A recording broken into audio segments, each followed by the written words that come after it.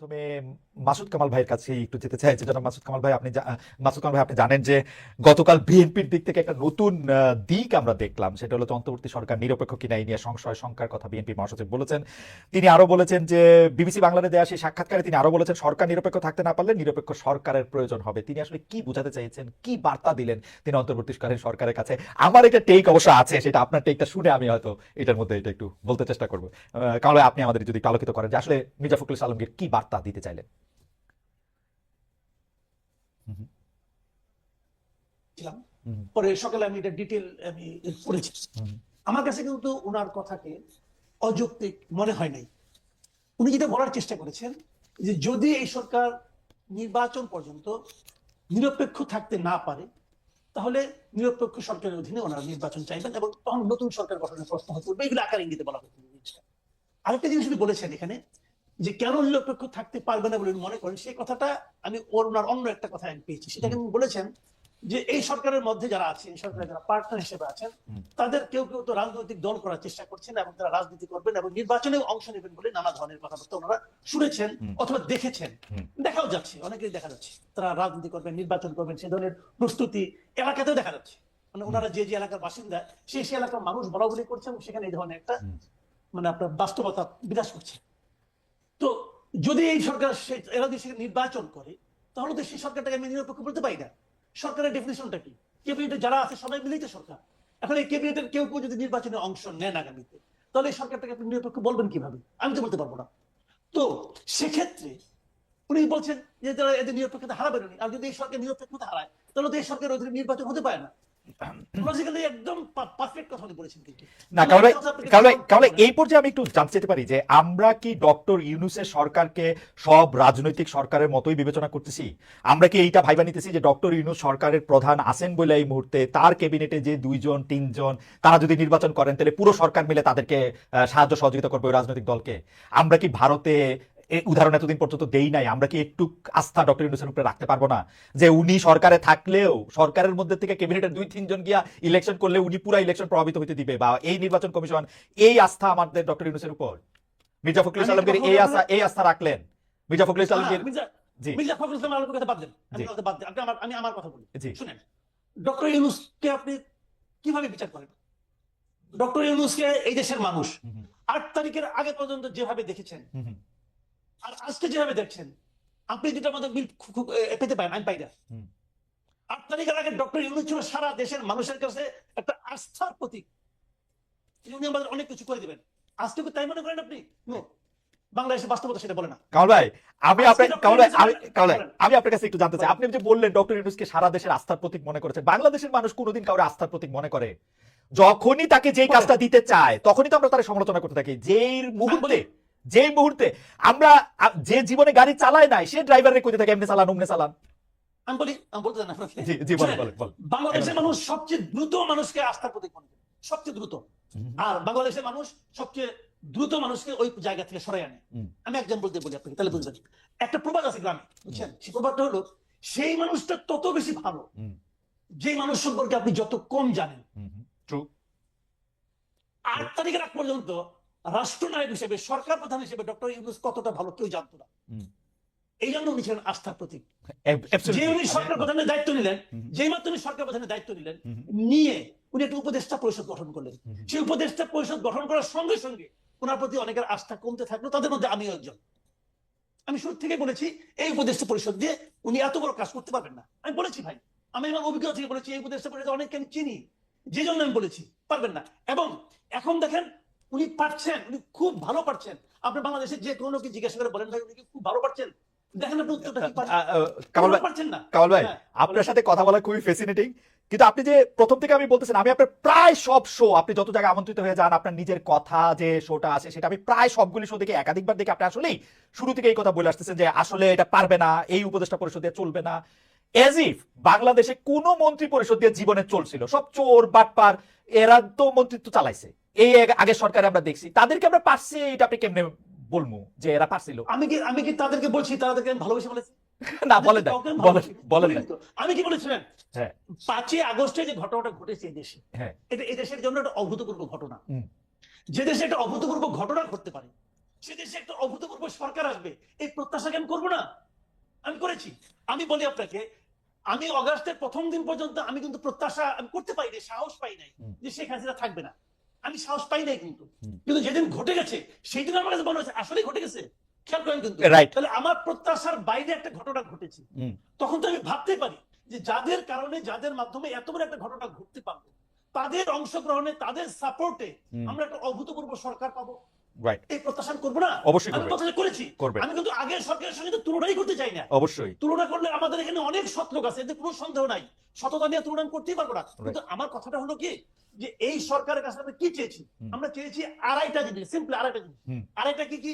এক নম্বর চেয়েছি তারা একটা অসাধারণ নির্বাচন দেবে, যে নির্বাচনে প্রত্যেকটা মানুষের ভোটাধিকার গণনা করা হবে। 2 নম্বর চেয়েছি এই নির্বাচনের আগে ওনারা কিছু সংস্কার কর্ম করবে, যে সংস্কার কাজগুলো আরেকজন ফ্যাসিবাদ তৈরি হওয়ার থেকে আমাদেরকে রক্ষা করবে। আর অর্ধেক কাজটা কি? অর্ধেক কাজটা হলো যতদিন এই কাজগুলো ওনারা করবেন ততদিন ওনারা দেশটাকে চালাবেন। আর কিছু চাইনি কিন্তু রে ভাই। কিন্তু ওই অর্ধেক কাজ যেটা, ওটা শুরুর থেকেই এত ব্যর্থতার মধ্যে চলে আসলো যে বাদ বাকি গুলো সন্দেহের মধ্যে ঢুকে বললো। সংস্কার নামে তারা যা করলেন, এটা তো একটা লেজে গোবরের অবস্থা হয়ে গেছে সংস্কারটা। আচ্ছা কামাল ভাই, আমি আপনার কাছে আসতেছি, শুধু একটা বিচার দিয়ে রাখি যে আমরা যে সবকিছু চাপাইতেছি যে হ্যাঁ একটা অভূতপূর্ব সরকার আমরা পাইছি, এদের কাছ থেকে আমাদের অনেক কিছু চাওয়ার ছিল, তা আমাদের এখানে কোনো রোল নাই। আমরা 150টা আন্দোলন কইরা 5 মাসের মধ্যে তাদেরকে ইয়া করে তুললাম। আমরা যে কোনো জায়গায় হয় আপনি সমালোচনা করেন, নাইলে আমি সমালোচনা করি, ওরা যাইব কই? কোন জায়গা থেকে তাদের সমালোচনা? এই কাজ করছো কেন, এটা করো নাই কেন, এটা করতে পারছো কেন? বিএনপি এতদিন পর্যন্ত কই আসছে একটা, মির্জা ফখরুল ইসলাম কিন্তু আমারও 1.5 মাস আগে ইন্টারভিউ দিছে, একটা মুখ দিয়ে তো বাইর করতে পারলাম না যে কবে ইলেকশন চান। হঠাৎ করে এখন কি হইলো, জুলাইতে চায় না, অগাস্টে চায়, ঠান্ডা নাই, বর্ষা নাই, আর হইলো কি এই সরকারই চায় না ইলেকশন করতে, এগুলি কি কথা? আমি বলবো নাকি এটা আপনি 2 মিনিট একটু বললেন, আপনার একটু শোনা দরকার আছে। আমি যাইতেছি, বাকের আসতেছি আপনার কাছে, জনাব মজুমদার, আমি আসবো একটু, জাস্ট একটু কনভারসেশন শুনে আসি। জি। দেখেন, মির্জা ফখরুল আগে কি বলছেন, এখন কি বলছেন, এটাকে আমি ডিফেন্ড করবো না, এটা ওনার পলিটিক্স। দেখেন বিএনপি কিন্তু উনি কিন্তু বিএনপির মুখপাত্র এই দেশে, তাই না? মুখপাত্র, কাজে উনি কিন্তু বিএনপির পলিটিক্যাল কথাই বলবেন। বিএনপি আসলে কি চায়? তারা ক্ষমতায় যেতে চায়, simple, clear and simple. BNP ক্ষমতায় যেতে চায় এবং তারা অনেকদিন ধরে ক্ষমতার বাইরে আছে। তারা মুখে বলে আমরা ক্ষমতার মাধ্যমে দেশকে একটা অসাধারণ দেশ দিব। কি দিবে আল্লাহ মালুম, আর ওনারা মালুম, আমি বলতে পারবো না, সেটা এক জিনিস। কিন্তু ওনাদের তো পলিটিক্স, উনি তো ওই কথাটাই বলবেন। ওনার কথা একটা। সমালোচনা যেটা আমরা করি, সমালোচনা আমরা কেন করি বলেন তো? আমি কি ইউনুস সাহেবকে নামাই যাওয়ার জন্য সমালোচনা করছি? নো। আমি চাচ্ছি যে ইউনুস সাহেব যেন ঠিক কাজটা করেন, ওকে। এবং এটা করার জন্য বারবার ওনাকে হ্যামারিং করতেছি, ভাই আপনি ঠিক কাজটা করেন, ঠিক কাজটা করেন। উনি কি ঠিক কাজটা করতে পারছেন না? উনি কি এই আমি বিপ্লব বলেন না গণ অভ্যুত্থান বলেন, জুলাই বিপ্লব বলি, জুলাই গণ অভ্যুত্থান, কিন্তু বাকি এখানে আছে, ওকেও আমি আপিল করতেছি, উনিও বলুন যে এই যে উনার যে উপদেষ্টা পরিষদ উনি গঠন করেছেন, উনি তো জুলাই বিপ্লবের ফসল। উনার এই উপদেষ্টা পরিষদ তারা কেউ কি এই জুলাই বিপ্লবের চেতনাকে ধারণ করে? কামাল ভাই আমি আপনার কাছে আসি, শুধু এটা বলে রাখি, জুলাই বিপ্লবের চেতনা ধারণ করতে এই উপদেষ্টাদের ডিফেন্ড করার জন্য আমি বলি যে তারা যে শেখ হাসিনার লোকে গিয়ে যোগ দেয় নাই, ছবি তুলে নাই, তাদের মাখনটা খায় নাই, সেটাই হলো জুলাই আগস্টের চেতনা। এর চেয়ে বেশি চেতনা তো দরকার ছিল না। আপনি আমার এই 4টা আর অর্থনীতিবিদ দেখান যারা এই শেখ হাসিনার মাখন কি খায় নাই। ওই আমি আসতেছি আপনার কাছে কামাল ভাই, আমি একটু জনাব বাকের মজুমদারের কাছে আসি, উনি অনেকক্ষণ ধরে ওয়েট করতেছেন। জনাব বাকের মজুমদার, এই প্রসঙ্গে আপনার একটু আমি জানতে চাইবো যে বিএনপি মহাসচিবের বিবিসি বাংলায় দেওয়া সাক্ষাৎকার আমি কালকে যখন দেওয়া হয়েছে তখনই আমি সঙ্গে সঙ্গে পড়ছি, কিন্তু আজকে যখন আমি জনাব নাহিদ ইসলাম উপদেষ্টাদের একজন এবং সমন্বয়কদের আরেকজন আপনাদের জনাব হাসনাতের প্রতিক্রিয়া পড়লাম, তখন আমার কাছে মনে হয়েছে বিএনপি ঠিকই বলছে। কারণ জনাব নাহিদ ইসলাম দেখেন কি সব কথা কইতেছে, যে নিরপেক্ষ সরকারের দাবি মূলত আরেকটা 1-11 সরকার গঠনের ইয়া বহন করে। 1-11 সরকারের ওয়ার্স্ট ভিকটিম হচ্ছে বিএনপি কেন একটা 1-11 সরকার করতে চাইবে? ওইটার মধ্যে এইটা আছে, বিএনপি আওয়ামী লীগের সাথে একটা আতাত করতে চায়। বিএনপি নেতৃত্ব সম্পর্কে আওয়ামী লীগের এই পালিয়ে যাওয়া প্রধানমন্ত্রী যেসব কথাবার্তা বলছে, এটা পাগলেও বিশ্বাস করবে বিএনপি আওয়ামী লীগের সাথে একমত হতে চায়। এইটা কি এরকম আপনারও মনে হয় কিনা জনাব মজুমদার, যে আপনারা বেশি দিন আর কিছুদিন সরকারে থাকতে চান, সরকারে থাকার মজাটা আপনারা পাইছেন? এইটা আপনাদের মনে হয় কিনা জনাব মজুমদার? ধন্যবাদ খালেদ ভাই আপনাকে। কিন্তু আমি নাহিদ ভাই যে বক্তব্য দিয়েছে, যে স্ট্রেস দিয়েছে, এবং আমি সেটি ভালোভাবে পড়েছি। তো নাহিদ ভাই মূলত যে মেসেজটি দেওয়ার চেষ্টা করেছে, আমার কাছে মনে হয় যে আপনি বা এখানে ভুলভাবে অনেকটা ব্যাখ্যা হয়েছে। যেমন নিরপেক্ষ সরকারের কথাটা আসছে, বা এখানে উনি কিন্তু যেই ব্যাকগ্রাউন্ডটা টানছে, সেই ব্যাকগ্রাউন্ডটা আমার মনে হয় একটু উল্লেখ করা উচিত ছিল। 5ই আগস্টে কি হয়েছে এটা দিয়ে কিন্তু নাহিদ ভাই তার স্ট্রেসটা শুরু করেছিল। তো এখানে মূলত 5ই আগস্ট বা তার পরবর্তী সময়ে এখানে আমাদের সাথে একদম 8ই আগস্ট পর্যন্ত কি কি হয়েছে তার একটা কিন্তু হিন্টস কিন্তু নাহিদ ভাই দিয়েছে সেখানে। তো এখানে 5ই আগস্টে যেমন নাহিদ ভাই গল্পটা বলেছে, আপনার জুলাইয়ের অনেক গল্প আছে যেগুলো আসলে আমরা জাতীয় ঐক্যের স্বার্থে, ভাই কিন্তু জাতীয় ঐক্যের কথা বারবার সেখানে উল্লেখ করেছিল, আপনি হয়তো পড়ছেন। জাতীয় ঐক্যের স্বার্থে আমরা অনেক কথা কিন্তু এখনো এই বলি নাই, বা এখানে রাজনৈতিক বিভাজনের যে রাজনীতি সেটা কিন্তু আমরা চাই নাই। তো সবকিছু মিলে কিন্তু আমরা জাতীয় ঐক্যের স্বার্থে আমরা অনেক কিছু মুখ চেপেছিলাম, মুখ বুঝেছিলাম। কিন্তু যখন আসলে এরকম মন্তব্য করেন বিএনপির একজন মুখপাত্র হিসেবে মির্জা ফখরুল ইসলাম আলমগীর, তখন আসলে এটা আমাদের জন্য আসলে এভাবে মুখ চেপে থাকা একটু কষ্টসাধ্য। নাহিদ ভাই মূলত এখানে আগস্টের মেসেজটা দেওয়ার চেষ্টা করেছেন, এবং একই সাথে ছাত্ররা কিন্তু এখানে নিজে নিজে গিয়ে কিন্তু এই সরকার গিয়ে বসে যায়নি। এখানে ছাত্রদের মধ্যে যারা আন্দোলনকারী ছিল, আন্দোলনকারীদের পক্ষ থেকে একটা চাপ ছিল যে ছাত্র প্রতিনিধি সরকারের থাকা উচিত, এবং ছাত্রদের মতামতের ভিত্তিতে কিন্তু আমাদের প্রথমে দুইজন উপদেষ্টা, পরবর্তী তারা একজন ছাত্র উপদেষ্টা হচ্ছে যে গভর্নমেন্টে গিয়েছেন। তো আমি যে জিনিসটা আরো স্ট্রংলি বলতে চাচ্ছি সেটা হচ্ছে যে এই জুলাই অভ্যুত্থানে যখন আমরা আন্দোলন শুরু করেছিলাম, আপনার প্রথমে কোটা বৈষম্য নিরসন আন্দোলন শুরু করেছিলাম, সেখানে বিভিন্ন রাজনৈতিক অংশীজনের বিভিন্ন ধরনের মতামত ছিল। অনেকে আমাদেরকে আমরা ভারত এন্টি ইন্ডিয়ান যে মুভমেন্টটা চলছিল সেটাকে ধামাচাপা দেওয়ার জন্য আমরা সরকারের সাথে আতাত করে মুভমেন্ট করেছি, এরকম মন্তব্য করেছেন। ইন্টারনালি আমাদেরকে অনেক ফ্যাসিস্ট বিরোধী শক্তির অনেক অংশ কিন্তু আমাদের সেই সময় সেই বিশ্বাসটা আমরা কিন্তু পাইনি। তো আবার একই সাথে এখানে 18ই জুলাইয়ের কথা যদি বলি, 18 জুলাই কিন্তু এখানে বড় বড় রাজনৈতিক স্টেক হোল্ডার অনেকেই আমাদের সাথে আসলে এই ছাত্রদের সাথে যখন গুলি চলছিল, 16 তারিখে গুলি চলছে, আবু সাইদ শহীদ হয়েছে, তারপরে এক একে শহীদ হচ্ছে, 17 তারিখ শহীদ হচ্ছে, 18 তারিখ শহীদ হচ্ছে, 18 তারিখ আমরা বড় রাজনৈতিক স্টেক হোল্ডার গুলো থেকে সেই সাপোর্টটা পাইনি। সেটা একদম কিন্তু সাধারণ ছাত্ররা কিন্তু মাঠে জীবন দিচ্ছিল এবং লড়াই করে যাচ্ছিল। আমি আপনাকে আরো স্পষ্ট উল্লেখ করতে চাই, 24শে জুলাই আমার স্পষ্ট মনে আছে, তখনও এখানে রাজনৈতিক একটা বৃহত্তর রাজনৈতিক দলের হাইকমান্ড থেকে আমাদেরকে তথ্য জানায় যে না বাবারা তোমরা মাঠে লড়াই করে যাও, আমাদের এখনো সাংগঠনিক সিদ্ধান্ত হয়নি। তো এই যখন পরিস্থিতি হয়, এবং আমরা আমি, নাহিদ ভাই, আসিফ মাহমুদ, আমরা মনে হয় 26শে জুলাই আমাদেরকে ডিবি হেফাজতে তুলে নিয়ে যাওয়া হয়। 24 জুলাই কনভারসেশন আমি আপনাকে বললাম। তো এরকম ভাবে কিন্তু আমরা পুরা মুভমেন্টে, হ্যাঁ, শেষ মুহূর্তে এসে আমি একটু সময় নিচ্ছি, শেষ মুহূর্তে এসে সবাই একত্রে আমরা কিন্তু পাশাপাশি ঘটিয়েছি। কিন্তু বাস্তবতা হচ্ছে আসলে বাংলাদেশের মানুষ যে ভোগান্তিটা ভুগেছে বিগত 15-16 বছর ধরে, সেখানে কিন্তু বিএনপি বৃহত্তর রাজনৈতিক দল হিসেবে বা বৃহত্তর বিরোধী রাজনৈতিক দল হিসেবে, শক্তি হিসেবে তাদের কিন্তু অনেক ধরনের নানা ধরনের ভূমিকা আমাদের কাছে মনে হয়েছিল যে পালন করার সুযোগ ছিল। কিন্তু আমরা জুলাইয়ে এসে কিন্তু এই বাস্তবতা দেখেছি আসলে কেন আসলে এই আগের আন্দোলনগুলো ফসল পাচ্ছিল না। তো এখানে আসলে নেতৃত্বের বিষয়টা থাকে। যেমন আবার একই সাথে আমি 5 আগস্টে যে জিনিসটা ঘটেছে, ছাত্রদের সাথে প্রতারণার ঘটনা, আমরা মনে করছি এটা প্রতারণার মধ্যে ঘটেছে। যখন আমাদের উপর গুলি চলছিল তখন পুলিশ গুলি থামায়নি। আমরা শাহবাগে আমার স্পষ্ট মনে হচ্ছে শাহবাগ থেকে আমরা সংসদ ভবনের দিকে মুভ করতেছিলাম, তখন আমাদের কাছে তথ্য এসেছে যে রাজনৈতিক অংশীজন গুলার বড় বড় দলগুলোর একটা বড় অংশ হচ্ছে ক্যান্টনমেন্টে গিয়ে সেখানে ক্ষমতা ভাগাভাগি, দর কষাকষির আলাপ চলছিল। তো সবকিছু মিলে ছাত্রদেরকে তখন মাইনাস করার চেষ্টা করা হচ্ছিল। এখনো কিন্তু ছাত্রদেরকে কিন্তু আমরা মনে করছি যে বিভিন্ন ভাবে অসহযোগিতার মধ্যে দিয়ে বিভিন্ন জন, আমরা সবার কথা বলবো না, একটা বড় অংশ ছাত্রদের বিরুদ্ধে ষড়যন্ত্র করে যাচ্ছে। নাহিদ ভাই মূলত ব্যাকগ্রাউন্ড টেনে, আমি কি শেষ করি, নাহিদ ভাই মূলত ওনার ব্যাকগ্রাউন্ড টেনে, আন্দোলনের ব্যাকগ্রাউন্ডে খুব শর্ট আকারে বাই টেনে মূলত তার এই রাজনৈতিক যে বাস্তবতা বা বাংলাদেশের যে বাস্তবতা সেটা জনগণের সামনে নাহিদ ভাই কিছু উপস্থাপন করার চেষ্টা করেছে। জনাব মজুমদার, আমার 2-3টা প্রশ্ন আছে, আপনি যদি এক এক করে আপনার বক্তব্য থেকে আপনি বলেন। যে আপনি জুলাই আগস্ট আন্দোলনের কথা বলছিলেন যে বড় বড় রাজনৈতিক দলগুলো আপনাদেরকে মাঠে থাকার কথা বলে তারা বাইরে ছিল, সেই ক্ষেত্রে আমরা কি ধরে নিব যে রাজনৈতিক দলগুলোর সমর্থন আপনারা পান নাই? মানে একটা করে বলেন। দুই হচ্ছে রাজনৈতিক দলগুলো এটার ব্যাখ্যা দিতে গিয়ে এটা বলেছিল যে যেহেতু এটা সর্বজনের আন্দোলন, এটাকে পলিটিক্যাল আন্দোলন যাতে শুরু থেকে মনে না হয় সেজন্য তারা পিছনে থেকেছেন। এই কথা কি অসত্য কিনা? 3, বারবার বলা হচ্ছে যে শিবির আপনাদেরকে অনেক বেশি সাহায্য করেছে, জামাতে ইসলামী অনেক বেশি আপনাদের সঙ্গে ছিল, সেইটা আপনারা কত বেশি এইটাকে মনে করেন যেটা ঠিক? এবং আপনারা যে ক্যান্টনমেন্টে গিয়ে ভাগাভাগির কথা আপনি বলেছেন এবং নাহিদ ইসলাম এটা বললেন, এই বিষয়টা কি আপনারা প্রমাণ করতে পারবেন? এই বিষয়টা কিন্তু অনেক বড় এলিগেশন, কারণ 5 আগস্ট শেখ হাসিনা যাওয়ার আগেই আপনারা এলিগেশন তুলতেছেন যে 3 আগস্ট তারা গিয়ে সেখানে ভাগাভাগি করছিলাম, আপনারা বিএনপিকে মিন করতেছেন। সর্বশেষ আমি যেটা বলতে চাই যে আপনারা এই কথা বলতেছেন যে ছাত্রদেরকে মাইনাস করার কথা, কিন্তু বিএনপি তো জাতীয় সরকারে গেলে আপনাদের আসলে জাতীয় সরকারে যাওয়া হইতো না, বা ওইটা নাহিদ ইসলাম সাহেবও বলেছেন। এবং আপনারা আন্দোলনের অন্যান্য যারা স্টেক হোল্ডার তারা তো আপনাদের উপর সকল কিছু ছেড়ে দিয়ে চলে আসলেন হচ্ছে বাইরে। আপনারা কিভাবে এখন বলেন যে অন্যরা, মানে একটু যদি আপনি বলেন, আমি আপনার কাছে একটু শুনতে চাইবো জনাব মজুমদার। আচ্ছা, আপনি প্রথমেই প্রশ্ন করেছেন যে রাজনৈতিক দলগুলা কি আন্দোলনে ছিল কিনা অংশ ছিল। অবশ্যই আন্দোলনের রাজনৈতিক দলগুলোর যারা সমর্থক ছিলেন, আমরা মনে করি যে একদম মাঠ পর্যায়ে থেকে শুরু করে রাজনৈতিক দলগুলোর সমর্থক আন্দোলনে ব্যাকবোনের মতো ছিলেন। আমরা দেখেছি আমাদেরকে বিভিন্ন পর্যায়ে সহযোগিতা করেছেন। আমি আপনাকে যে কথাটা বলেছি সেটা হচ্ছে সাংগঠনিক সিদ্ধান্ত আকারে কিন্তু আমরা যখন আন্দোলন চালাচ্ছিলাম তখন আমরা কিন্তু সাংগঠনিক লিডারশিপের সাথে বিভিন্ন সময় যোগাযোগ করতাম। তো দেখা যাচ্ছে যে আমি বলবো না যে অবশ্যই আন্দোলনে রাজনৈতিক দলগুলোর অনেক বৃহত্তর ভূমিকা ছিল, এটা অবশ্যই স্বীকার তো করবোই। আমি বলছি যে কিছু কিছু মোমেন্টাম ছিল, ওই মোমেন্টাম গুলা যখন আন্দোলনের দিক ঠিক করছিল তখনকার আমি কিছু পয়েন্ট আপনাকে আমি বলেছি। এটা কিন্তু আমি পুরো আন্দোলনের কথা বলিনি আপনাকে, আমি কিন্তু বলেছি যে খুবই নির্দিষ্টভাবে 24 জুলাইয়ের কথা বলেছি। আমি আপনাকে 18 জুলাইয়ের কথা বলেছি। 24 জুলাই থেকে আপনাদের লক্ষ্যে সরকার পতন ছিল।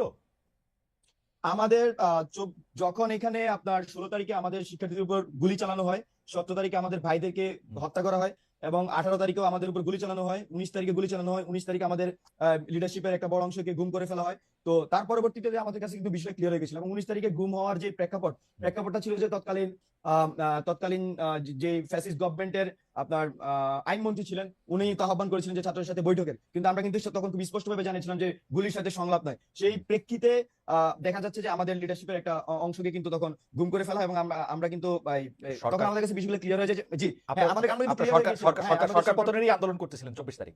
জি 24 তারিখে আমরা সরকার পতন আন্দোলনে ছিলাম মেন্টালি, আহ, জনগণ আমরা মনে করছি যে এবং এই সময় রাজনৈতিক সরকার দলগুলি পতন এই সময় আপনাদেরকে আসলে এইটা বলার বা বোঝানোর পরও তারা আপনাদেরকে সহযোগিতা করে নাই, এটা আপনারা মেন করতেছেন?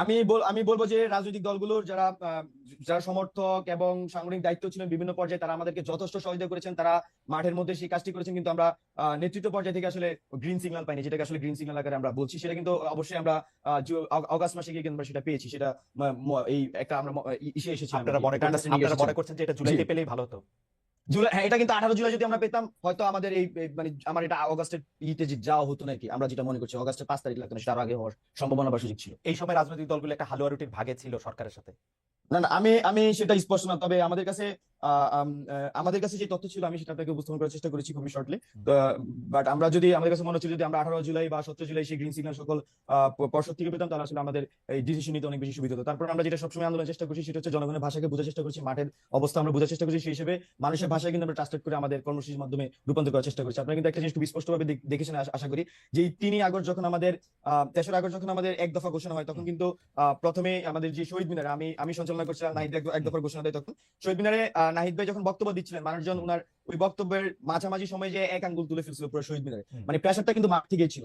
তো সেই সময় রাজনৈতিক দলগুলো ক্যান্টনমেন্টে গিয়ে আসন ভাগাভাগি করছিল।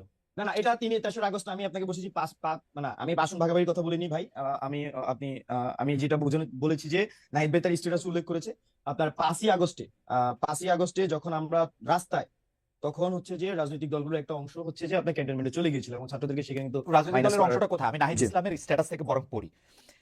জি। ছাত্র জনতা যখন রাজপথে লড়াই করছে, পুলিশের গুলি অব্যাহত রয়েছে, তখন আমাদের আপোষকামী অনেক জাতীয় নেতৃবৃন্দ ক্যান্টনমেন্টে জনগণকে বাদ দিয়ে নতুন সরকার পরিকল্পনা ব্যস্ত ছিলেন। এটা কারা, মানে কোন রাজনৈতিক গ্রুপ? এখানে আপনার ক্যান্টনমেন্টের এখানে তো আমার তো বাইরে মনে আসছে না, তবে বিএনপি প্রতিনিধি ছিল, তারপর হচ্ছে যে আরো বেশ কয়েকটি দলের প্রতিনিধি ছিল, যেখানে ছাত্রদেরকে 3জন বা 4জন সমন্বয়কের নাম তখন আমরা স্কুল দেখছিলাম, কিন্তু তারা আসলে ছাত্র সমন্বয়ক ছিলেন না, বা আমাদের যারা নেতৃস্থানীয় ছিল তাদের সাথে আসলে তখন ওই যোগাযোগটা হয়নি। তো এই বিষয়টি আসলে আমাদেরকে তো এই সময় মর্মাহত করেছি। জামাত শিবিরের অবস্থান কিরকম ছিল সে সময়? এখানে আন্দোলনের সময় আমাদের রাজনৈতিক ছাত্র সংগঠনগুলো হচ্ছে রাজনৈতিক যে ছাত্র সংগঠনগুলো, বিশেষ করে ছাত্রদল, ছাত্র শিবির বা বামপন্থী ছাত্র সংগঠনগুলো, তারা আমরা মনে করছি যে ব্যানগার্ডের মতো এই আন্দোলন ভূমিকা পালন করেছে, এবং আপনারা যারা আমাদেরকে সামনে দেখেছেন তারা আমরা নিউক্লিয়াসের মতো আন্দোলনের কাজ করার চেষ্টা করেছি। তো এখানে 24 তারিখের গ্রিন সিগন্যালের কথা যেটা বলতেছেন, 24 জুলাই গ্রিন সিগন্যালের যেটা কথা বলতেছেন, যেটা বিএনপি থেকে আসে না, সেটা কি জামাত থেকে আসছিল? গ্রিন সিগন্যাল কি জামাত? না এখানে আন্দোলনের মধ্যে হচ্ছে বিভিন্ন বলা চলে যে বিভিন্ন পর্যায় ছিল, হ্যাঁ, এক এক পর্যায়ে আমরা আসলে এক এক ধরনের সহযোগিতা পেয়েছি। তো এখানে আমি যেটা উল্লেখ করেছি সেটা 24 জুলাই, সেটা একটা কনভারসেশন আমি আপনাকে করার চেষ্টা করেছি, বলার চেষ্টা করেছি, তবে এটা খুবই এরকম উল্লেখযোগ্য না যে আমি একই সময়ে আরেকটা রাজনৈতিক স্টোরের সাথে আমাদের যোগাযোগ হচ্ছিল কিনা। জি, ধন্যবাদ। না, আমি এটা ঠিক আসলে বুঝতে পারছি না, আপনার কাছে আমি আবার আসবো। আরেকটা জিনিস ভাই। একটু যদি আপনি বলেন, এই কথা আপনিও আপনার বলার মধ্যে বলেছেন, এবং নাহিদ ইসলাম সাহেবের স্ট্যাটাস আমি দেখতে পাচ্ছি, 3 আগস্ট থেকে আমরা বলে আসছি আমরা কোনো প্রকারের সেনা শাসন বা জরুরি অবস্থা মেনে নিব না। এই প্রস্তাব আপনাদেরকে কে দিতেছিল, সেনা শাসন বা জরুরি অবস্থা? 3 আমরা আগস্ট, যখন 3 আগস্ট? হ্যাঁ সেটাই বলছিলাম, হ্যাঁ। আমরা যখন হচ্ছে যে আমরা যখন ডিবি হেফাজত থেকে ছাড়া পাই, আমরা যেটা চেষ্টা করি যে আসলে মানুষজন এই মাঝখানে তো আমরা আসলে নেটওয়ার্ক থেকে বিচ্ছিন্ন ছিলাম, তো নেটওয়ার্ক থেকে বিচ্ছিন্ন থাকার ফলে তো আমরা যেটা করেছি, আমাদের যারা আরো আন্দোলনকারী ছিলেন তাদের সাথে আমরা যোগাযোগ করার চেষ্টা করেছি, এবং এই ওই সময় রাজনৈতিক যে পরিক্রমা যেটা চলছিল সেটা আমরা বোঝার চেষ্টা করছিলাম। তো এখানে আমাদের একটা সংশয় ছিল মনে, যদি এখানে আমরা তো আসলে তখন যে আর্মির অবস্থান সেটা আমাদের 3 আগস্ট ক্লিয়ার ছিল, তো এটা আমাদের কাছে একটা সংশয় ছিল আসলে এখানে 111 হওয়ার পসিবিলিটি। জনাব মজুমদার, আপনি যদি আমাকে একটু সাহায্য করেন, কারণ আপনারা ইয়াং জেনারেশন, আমি আপনাদেরকে খুবই ভালোবাসি, এবং আমি মনে করি যে 5 আগস্টে শেখ হাসিনার পালাতে হয়েছে, আপনারা রক্তের বিনিময়ে রক্ত সমুদ্রে দাঁড়িয়ে, এবং আরো অনেক সাংঘাতিক কিছু হতে পারতো। আমরা আজকে বাকের মজুমদারের সাথে কথা বলতেছি, কামাল ভাই, বাকের মজুমদারও এখানে মারা যেতে পারতো, কারণ ও সবসময় রাস্তায় ছিল। এই শ্রদ্ধা, এই ভালোবাসা আমার সবসময় থাকবে, শুধু আপনি না, আপনাদের সাথে আরো যারা ছিলেন, নাহিদ বলেন, মাহফুজ বলেন, আসিফ বলেন, সার্জিস বলেন, হাসনাত বলেন, সবাই। কিন্তু ঘটনা হইতেছে যে আপনারা যে কথাগুলি বলতেছেন সেগুলি আমরা বুঝতে পারতেছি না কেন। যেমন আপনি বলতেছেন যে কি ধরনের 3 আগস্ট থেকে আমাদের কোনো প্রকার সেনা শাসন বা জরুরি অবস্থা আমরা মেনে নিব না, 3 আগস্ট থেকে আমরা বলে আসছি। আমার কথাটা হচ্ছে যে 3 আগস্টে আপনাদেরকে কেউ, এটা ইতিহাসের জন্য যারা জরুরি, যে সেনা জি শাসন বা এইটার কোনো প্রস্তাব আপনাদের কাছে আসছিল? আপনারা এটা কেন না না বলতেছেন? এখানে আমরা আশঙ্কা করছিলাম, যেহেতু আমরা আন্দোলনে ফেস আকারে ছিলাম, আমাদের সাথে বিভিন্ন অংশীজন কিন্তু যোগাযোগ করছিলেন। বিশেষ করে আমরা যখন এক দফা ঘোষণার প্রস্তুতি নিচ্ছিলাম, তখন আসলে হোয়াট উইল বি নেক্সট কোশ্চেনটা কিন্তু আমাদের সামনে ছিল। তো এখানে জনগণের মধ্যে যে আমরা আশা আকাঙ্ক্ষা প্রত্যাশা দেখেছি, এবং মানুষ কিন্তু গুলি করলো, সে একজন, ওই পুলিশের ভিডিওটাই Okay. আসলে সত্যি ছিল, একটা ভাইরাল ভিডিও হয়েছিল। তো সেই প্রেক্ষিতে আমাদের কাছে মনে হচ্ছিল যে এখানে মানে শেখ হাসিনার মানে এই পতন ছাড়া এখানে আমরা নিজেদের শপথ করেছি আমরা ফিরে যাব না, Okay. বা যেই পরের লাইনটা আমরা পড়ি, মারা গেলেও পরের যারা লাইনটা থাকবেন পড়ি, মাঠে, হ্যাঁ, বুঝতে তারা পেরেছি। সেটা পরের চালিয়ে লাইনটা যাবে। পড়ি। জি আমাদেরকে জি বারবার ক্যান্টনমেন্টে যেতে বলা হলো, আমরা যেতে অস্বীকার করি। 3 আগস্টের কথা বলা হচ্ছে, বারবার ক্যান্টনমেন্টে কে যেতে বলতেছিল আপনাদের? এটা কোথায় আপনি পড়েছেন? আমি নাহিদ ইসলাম সাহেবের স্ট্যাটাস পড়তেছি। আমাদের এটা 3 আগস্টের ভাই বলছেন যে আমরা 3 আগস্ট থেকে বলে আসছি আমরা কোনো প্রকার সেনা শাসন বা জরুরি অবস্থা মেনে নেব না। হুম। আমাদেরকে বারবার ক্যান্টনমেন্টে আমরা যেতে অস্বীকার করি। শেষ পর্যন্ত বঙ্গবন্ধু আলোচনা এবং বার্গেনিং এর মাধ্যমে না না, আমাদেরকে বারবার ক্যান্টনমেন্টে আমি ক্লিয়ার করি। জি এখানে দুইটা সেন্টেন্স আলাদা। 3 আগস্টের থেকে বলে আসছে সেটা যেমন এটা একটা আলাদা সেন্টেন্স, আর পরেরটা যেটা বলছে সেটা মূলত 5 আগস্ট পরবর্তী সময়ে। আমি তো পুরো পরিক্রমার সাথে কানেক্টেড ছিলাম, রাইট, সেজন্য 5 আমি আগস্ট থেকে আপনারা ক্যান্টনমেন্টে যাইতে চান নাই?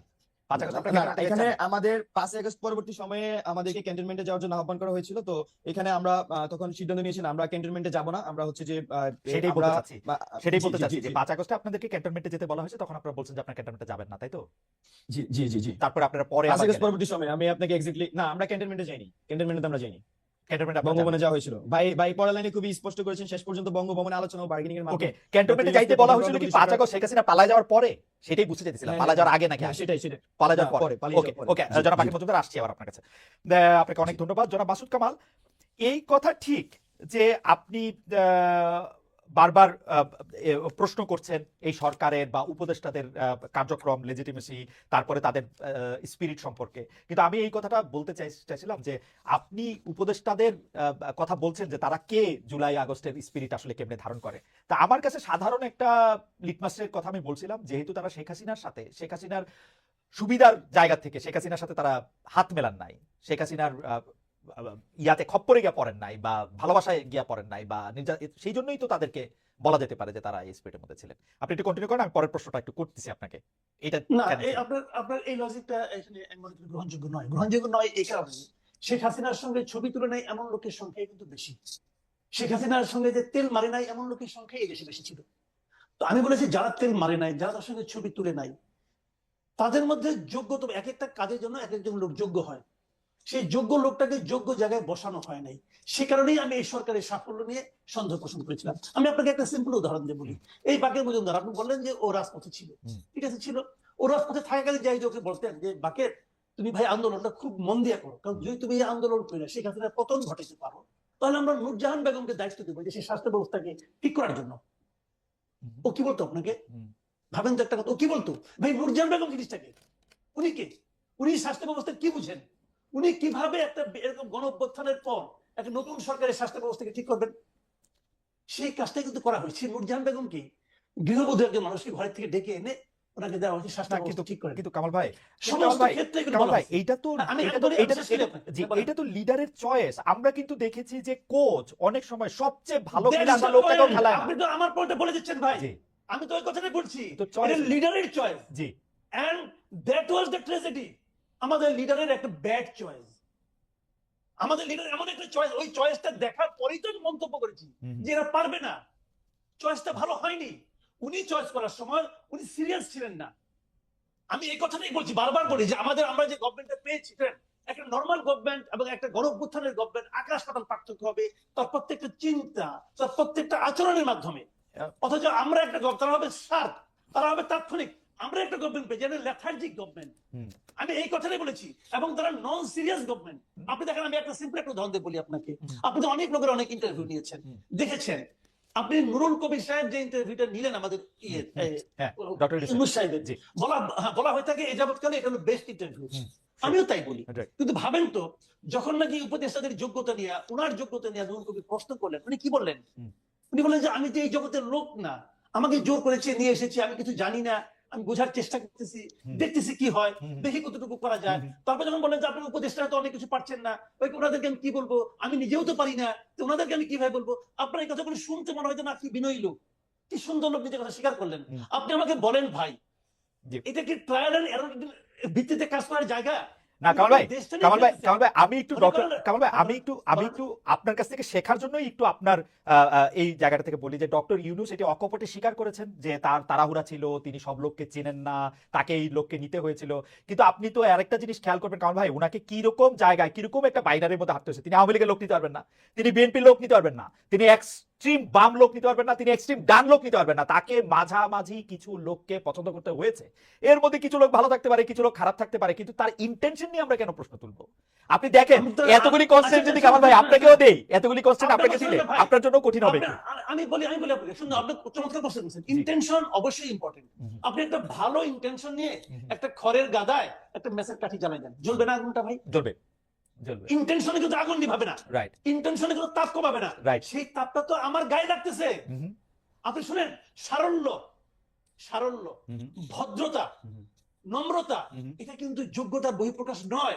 অ্যাবসলিউটলি। আপনি একটা যুদ্ধে নেমেছেন, ইটস এ ওয়ার, আপনি সেই যুদ্ধে আপনি পারছেন না রে ভাই।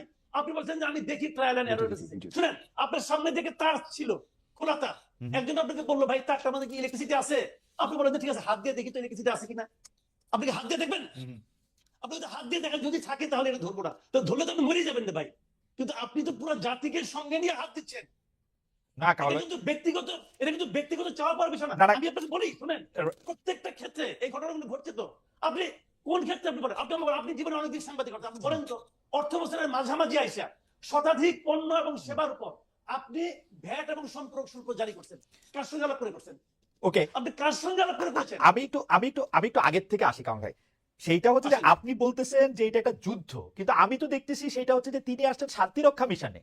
আমাদের শান্তিরক্ষা মিশন আর্মির যখন আফ্রিকায় যায় তারা যুদ্ধ করতে চায় না, তারা শান্তিটা বজায় রাখতে চায়। আচ্ছা, তাদেরকে তো একটা নিরপেক্ষ very জায়গা। good. ডক্টর আচ্ছা, ইউনূস very good. যুদ্ধ করতে আসেন তাহলে না। আচ্ছা, খুব ভালো, আপনি চমৎকার উদাহরণ দিচ্ছেন। হ্যাঁ। আমি এই চমৎকার উদাহরণ দিচ্ছি, একটা মন্দ উদাহরণ দিই আপনাকে। জি, জি। যে শান্তিরক্ষা মিশনের সমস্ত মসজিদের ইমাম এবং পাদ্রীদের না পাঠায় সেনাবাহিনীকে পাঠায় কেন ভাই? কারণ এটা আপনি আমার বুঝান তো। যদি যুদ্ধ লাগে যুদ্ধ করবে, শান্তিরক্ষা যুদ্ধ মিশনে লাগলে যুদ্ধ লাগলে যুদ্ধ পাদ্রী- করবে, যুদ্ধ লাগলে যুদ্ধ করবে। That is the point. G. That is the point. হুম। যুদ্ধ তো লেগে আছে সারা দেশে। হুম।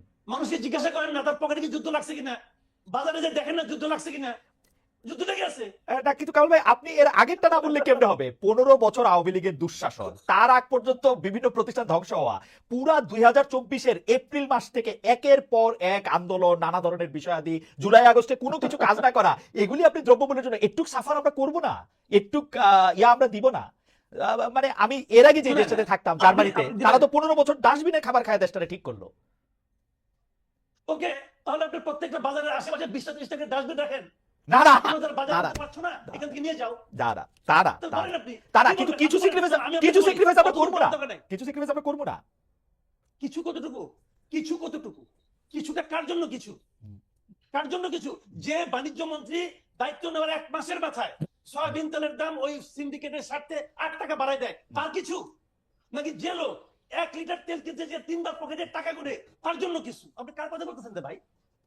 সাধারণ মানুষ, এই দেশের মানুষের, আপনার একজন উপদেষ্টা যে আলী ইমাম মজুমদার, সে বলতেছে জিনিসপত্রের দাম বেড়েছে কিন্তু মানুষের কষ্ট হবে না। ও লোক কষ্টের কি বুঝে? আপনি আমাকে বলেন ও লোক সাধারণ মানুষের কষ্টের কি বুঝে? বেতন বাড়বে না, চাকরিচ্যুত হবেন আপনি, হুম, জিনিসপত্রের দাম বাড়বে কিন্তু আপনার কষ্ট হবে না। এটা কি ভাই জুয়ে আছে ম্যাজিক নাকি? হুম। এটা কি ম্যাজিক? ওকে, আমি কামাল ভাই, আমি কামাল ভাই আপনার রক্ত বেরোবে না কামাল ভাই, কেন? কামাল ভাই আমি আপনার বক্তব্যের সাথে দ্বিমত এই পর্যায়ে করছি না, কিন্তু প্রশ্নটা করে রাখি। না, হ্যাঁ? একমত হবেন না। দাদা প্রশ্নটা আমি করে রাখি কারণ ভাই আমি বরং আপনার একটা চোখে, শোনেন, আপনার আমি চোখে- বরং বাকের ফ্যান, আমি বরং আরেকটা প্রশ্ন করি, জি জি আমি বাকেরের একটা কথায় আমার একটু মনে হলো এই প্রশ্নটা আমার করা দরকার। জি জি প্লিজ। খালি নাহিদের এই যে হুম। নাহিদ ইসলাম যে আপনার যে স্ট্যাটাসটা দিয়েছেন, এই স্ট্যাটাসটা আপনি তো ওনাকে পড়ে শোনাইলেন। হুম। আমি যদি এই প্রশ্নটা করি, হুম। আপনি আমার বাকিকেও প্রশ্নটা করতে পারেন, বাকি নিজেও জবাব দিতে পারে। হুম। আমি যদি বলি যে নাহিদ ইসলাম যে অভিযোগটা করেছে হুম। যে এটার মাধ্যমে বিএনপি 111 কে ইনভাইট করতেছে, হুম। আমি যদি বলি এই স্ট্যাটাসের মাধ্যমে নাহিদ ইসলাম হিমসেলফ 111 কে ইনভাইট করতেছে, ওকে আপনি যদি এই কথাটা বলেন, ওকে ওকে এই কথা, কারণ এই স্ট্যাটাসের মাধ্যমে সে তো আর্মিকে একটা পার্টি বানিয়ে ফেলেছে। একজন উপদেষ্টার পদে থেকে উনি এটা করতে পারেন? এটা এগুলো সেন্সেবল কাজটা করেছেন। না, ওকে, আমরা আমরা আমরা কামাল ভাইয়ের প্রশ্নটার জন্য জনাব বাকের মজুমদারকে, এটা যদি বাকের মজুমদার কিছু বলেন তো আমরা এটা একটু আহ্বান জানাই। জনাব মজুমদার, আমাকে 10টা সেকেন্ড একটু টাইম দেবেন। আমরা একটু দর্শকের কাছে জানতে পেরেছিলাম, মানে প্রশ্ন করেছিলাম যে সময় দিতে পারবেন না বলে জুলাই শহীদ স্মৃতি ফাউন্ডেশনের দায়িত্ব ছাড়লেন সমন্বয়ক সার্জিস আলম।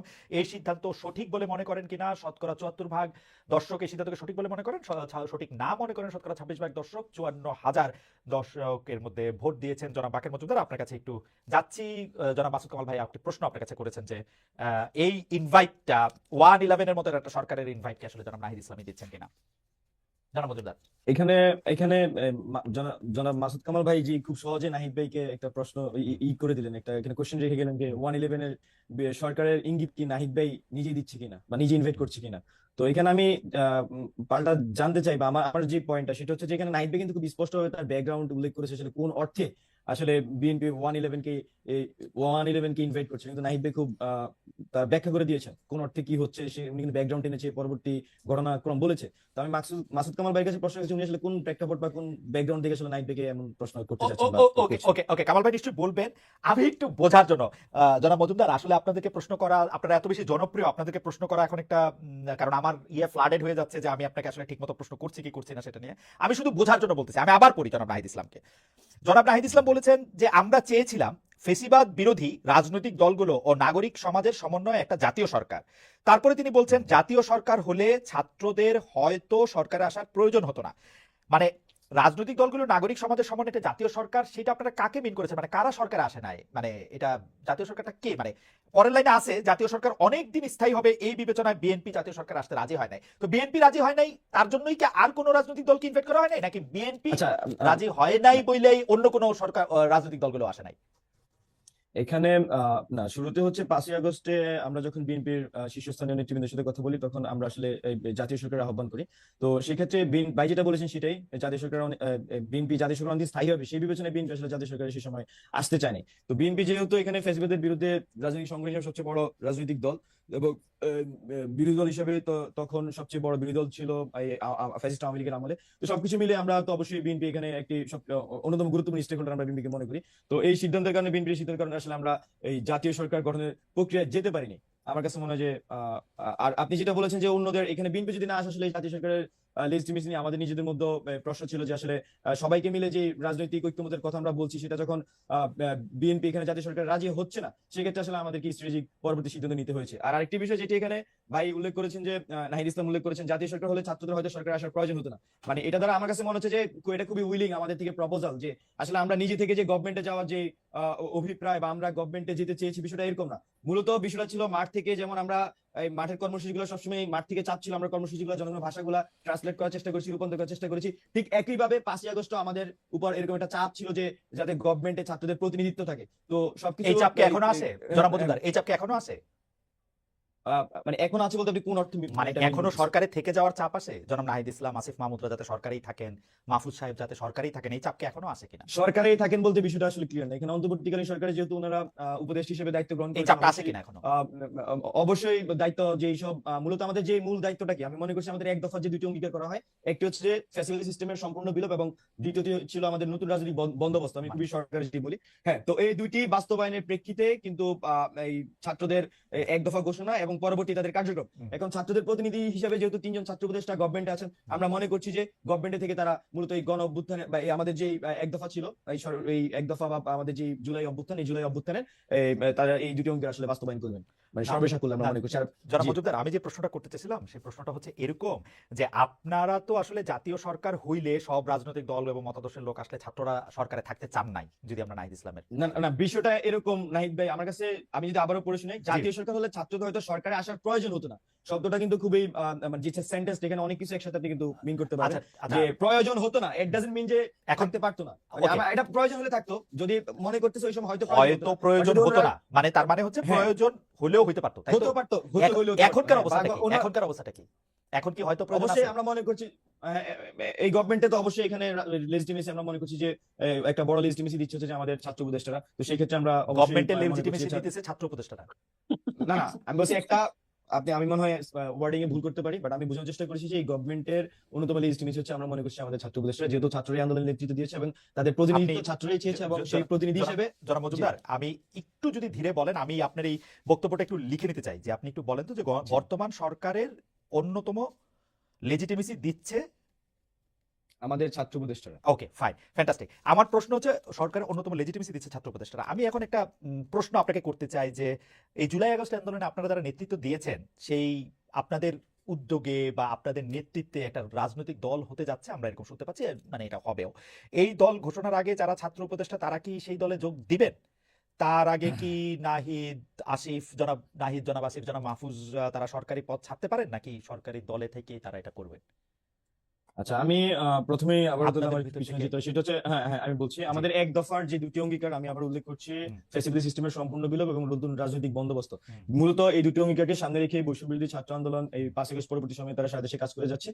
তো বৈষম্যবিরোধী ছাত্র আন্দোলন থেকে যখন দুইজন সমন্বয়ক ছিলেন, যে আমাদের নাহিদ ইসলাম এবং আসিফ মাহমুদ, তারা যখন গভর্নমেন্টে চলে গিয়েছেন তখন তারা কিন্তু গভর্নমেন্টের হয়ে তাদের দায়িত্ব পালন করছেন। আর বৈষম্যবিরোধী ছাত্র আন্দোলন অন্য যারা নেতৃবৃন্দরা ছিলেন তারা মূলত দুটি অঙ্গীকারকে সামনে রেখে তারা বাকি সব কাজগুলো করে যাচ্ছেন। এখন আমাদের মাঠে থেকে 5 আগস্ট পরবর্তী সময়ে জনগণের আশঙ্কা বলি, জনগণের চাপ বলি, ছাত্রদের চাপ বলি, একটা নতুন রাজনৈতিক দলে কিন্তু আমাদের উপর একটা সেই চাপ আছে। তো এখন আমরা বৈষম্যবিরোধী ছাত্র আন্দোলন, আমি যেটা বলছি, আমাদের এক দফা যে দুটি অঙ্গীকার, সেই দুটি অঙ্গীকার বাস্তবায়নের লক্ষ্যে কাজ করে যাচ্ছে। আমাদের রাজনৈতিক দলের বিষয়টি এখনো বিবেচনাধীন আছে, এখন এই বিষয়ে এখনো সম্পূর্ণ সিদ্ধান্ত হয়নি, আমি সেটা বলবো। আর আপনি যেটা বলেছেন যে এখানে আমাদের যারা ছাত্র উপদেষ্টারা গভর্নমেন্টে আছেন, আমরা মনে করছি যে ছাত্র উপদেষ্টা গভর্নমেন্টে আছেন সেখানে তারা আমাদের ছাত্রদের প্রতিনিধিত্ব করছেন গভর্নমেন্টে, এবং হচ্ছে যে এক দফা দুটি অঙ্গীকার, সেই দুটি অঙ্গীকার বাস্তবায়নে তারা কিন্তু সেখানে কাজ করে যাচ্ছেন। আর রাজনৈতিক দলের সাথে তাদের নতুন রাজনৈতিক দলের সাথে তাদের যে আপনি যে সম্পর্কের কথা বলছেন যে বা তারা আসবে কিনা, হ্যাঁ সেই বিষয়টিও আমি মনে করছি যারা গভর্নমেন্ট আছে তারা আসলে এই নতুন রাজনৈতিক দলে আসার সুযোগ কম। আর সেক্ষেত্রে যদি তারা কখনো রাজনৈতিক দলে আসতেই পারেন, বাংলাদেশের নাগরিক হিসেবে তারা রাজনৈতিক করার অধিকার আছে, সে যদি কখনো রাজনৈতিক দলে আসে অবশ্যই সেই গভর্নমেন্টে থাকবে না, সেভাবেই সে আসলে